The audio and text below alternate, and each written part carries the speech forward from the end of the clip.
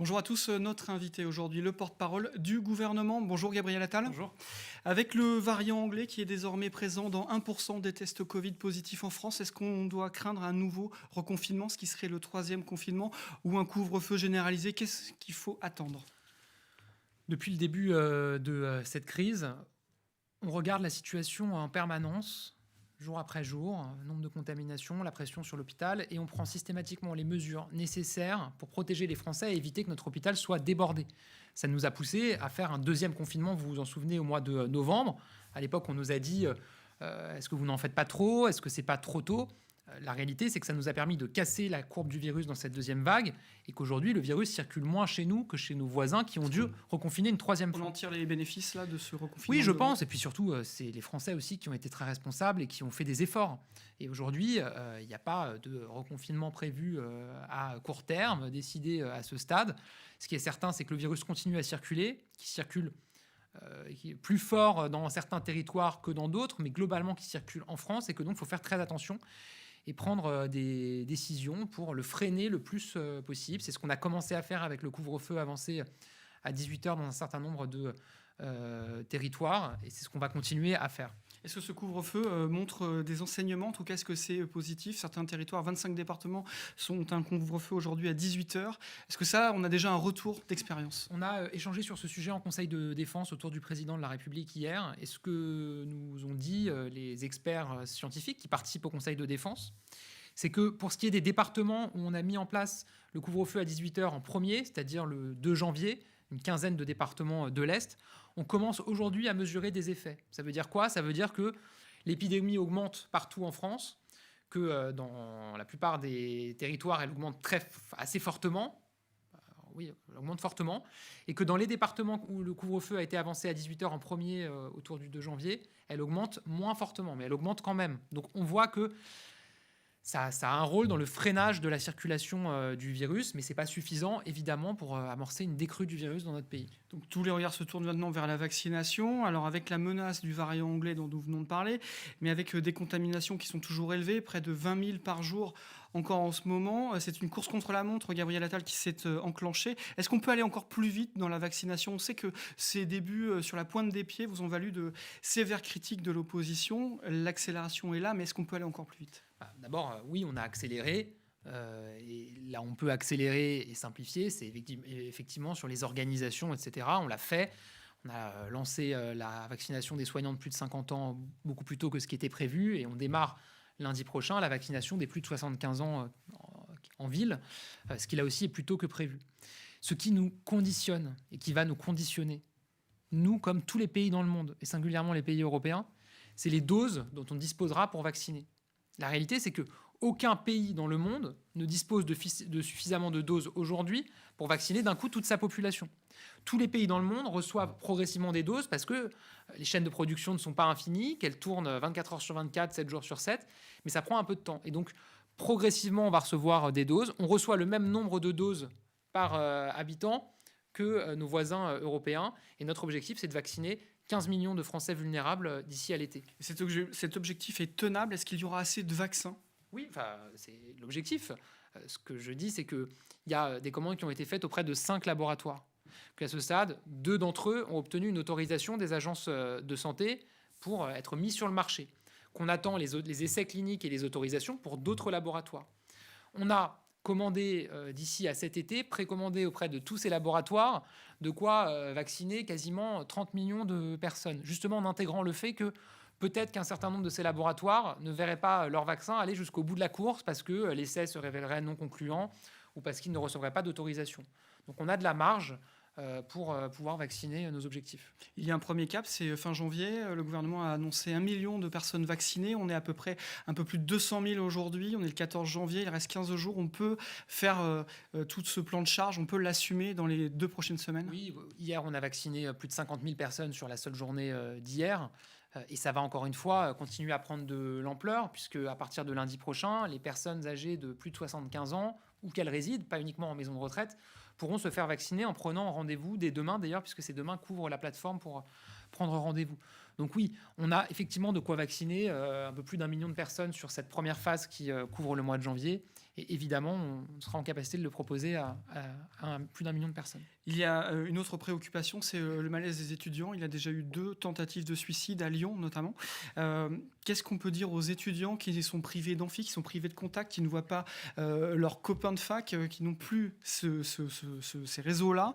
Est-ce qu'on peut imaginer un retour des étudiants, même partiel, en cours?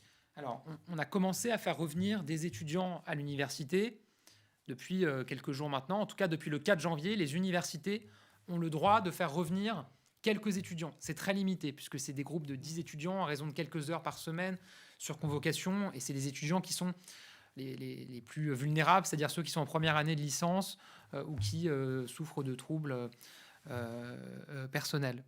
Notre objectif, c'est de pouvoir faire revenir davantage d'étudiants à l'université. Et demain, le Premier ministre, avec Frédérique Vidal, la ministre de l'Enseignement supérieur, vont recevoir les présidents d'université, les syndicats, pour y travailler avec eux. Moi, ce que je veux dire aux étudiants, c'est, je sais que c'est très difficile, que vous vous sentez isolé, que parfois vous n'avez plus aucune motivation pour travailler parce que rester seul chez soi devant son écran depuis des mois, ça plombe le moral. Et je veux leur dire de tenir bon, parce qu'on fait tout pour que progressivement, ils puissent retourner sur les bancs de l'université. En tout cas, là, c'est un dossier qui est aujourd'hui prioritaire pour le gouvernement. Évidemment, c'est tout à fait prioritaire parce que c'est notre jeunesse, qu'elle paye un lourd tribut dans cette crise, qu'elle fait beaucoup d'efforts depuis le début de cette crise et qu'évidemment, on doit lui donner les conditions de travail dignes. Je reste sur la question de l'école parce qu'on a aussi évoqué la possibilité d'une 3e semaine de vacances scolaires au mois de février, toujours pour freiner la circulation du virus. Pourquoi pas la fermeture des cantines scolaires? Est-ce que ces dossiers sont vraiment sur la table ou pas du tout? On a une vigilance, mais depuis le début, très forte sur l'école. Et par ailleurs, on assume de maintenir autant que possible, et aussi longtemps que ce sera possible, les écoles ouvertes. Et d'ailleurs, je pense que la France doit être un des pays européens où les écoles sont restées le plus ouvertes dans cette crise. Mais à l'époque, on avait été critiqué, le président avait été critiqué parce qu'il rouvrait les écoles. A contrario, quand on regarde des pays européens et certains voisins qui ont laissé fermer leurs écoles quasiment entièrement depuis 1 an, l'Italie par exemple, regardez en Italie, les élèves ont eu cours quelques semaines en 1 an. La situation épidémique n'est pas bien meilleure et pas meilleure que ce que nous connaissons en France. Maintenant, il y a une nouvelle donne avec le variant VOC 2020, dit variant britannique, qui serait plus contagieux chez les enfants. Donc qu'est-ce qu'on va faire? On va renforcer le protocole sanitaire. C'est ce qui sera annoncé par le Premier ministre et ministre de l'Éducation cet après-midi, notamment s'agissant des cantines scolaires. Elles ne sont pas fermées, mais on va renforcer les règles pour limiter les risques au maximum. 2, on va renforcer les tests. On va annoncer un protocole qui permettra de tester 1 million de personnes par mois dans les écoles, élèves et enseignants. Et 3, on regarde l'évolution de la situation épidémique et on prendra les mesures qui s'imposent. Ça peut être des mesures sur les vacances que vous évoquiez ou d'autres. En tout cas, on continuera à s'adapter à la situation. 2 dernières questions, Gabriel Attal. Une plus politique. Emmanuel Macron a été élu en 2017 sur la réforme. Il y a eu la crise des Gilets jaunes, il y a maintenant la crise du Covid. Est-ce que ce quinquennat ne s'est pas arrêté en 2019 avec la crise des Gilets jaunes, justement? Non, heureusement. La crise sanitaire, c'est vrai qu'elle perturbe le travail du gouvernement. Et en même temps, Mais est-ce qu'il y a encore un agenda de la réforme? Bien sûr, d'abord, il y a le fait d'appliquer et d'exécuter, comme on dit, les réformes qui ont été votées auparavant. Et en ce début janvier, on voit la prise en charge à 100% pour les lunettes, le dentaire, les audioprothèses. On voit la mise en place de la réforme qu'on a fait sur les pensions alimentaires pour les femmes qui ne reçoivent pas la pension alimentaire de leur mari. Enfin, beaucoup de réformes qui ont été portées, qui aboutissent maintenant. Il faut qu'elles trouvent leur public. Ensuite, il y a le plan de relance, 100 milliards d'euros pour relancer l'économie, en investissant dans la rénovation thermique des bâtiments, en investissant dans la croissance verte, l'hydrogène, en rénovant un certain nombre de bâtiments dans notre pays, en soutenant nos entreprises. Ça, c'est une réforme massive en soi. Et puis, il y a d'autres réformes qui vont arriver là, dans les prochaines semaines. Vous avez le projet de loi de lutte contre le séparatisme, pour lutter contre l'islamisme politique dans notre pays. Et vous avez le projet de loi sur la Convention citoyenne pour le climat et les mesures écologiques qui ont été proposés par les citoyens tirés au sort pour, là aussi, faire évoluer notre modèle productif vers un modèle plus vert. Donc, tout ça, c'est des réformes très importantes qui vont être portées dans les semaines et les mois qui viennent. Un dernier mot, ça va concerner les élections régionales et départementales de juin. Des ministres seront sur la ligne de départ. Je pense à Jean-Michel Blanquer, mais dans notre région, Geneviève Darrieussecq, pour le MoDem, va porter une liste majorité présidentielle. Quelles sont, Gabriel Attal, les ambitions de la majorité sur ces élections? Les municipales se sont mal passées pour La République En Marche. Bon. D'abord, je vous avoue que là, aujourd'hui, dans la situation sanitaire, économique dans laquelle on est... c'est pas la priorité.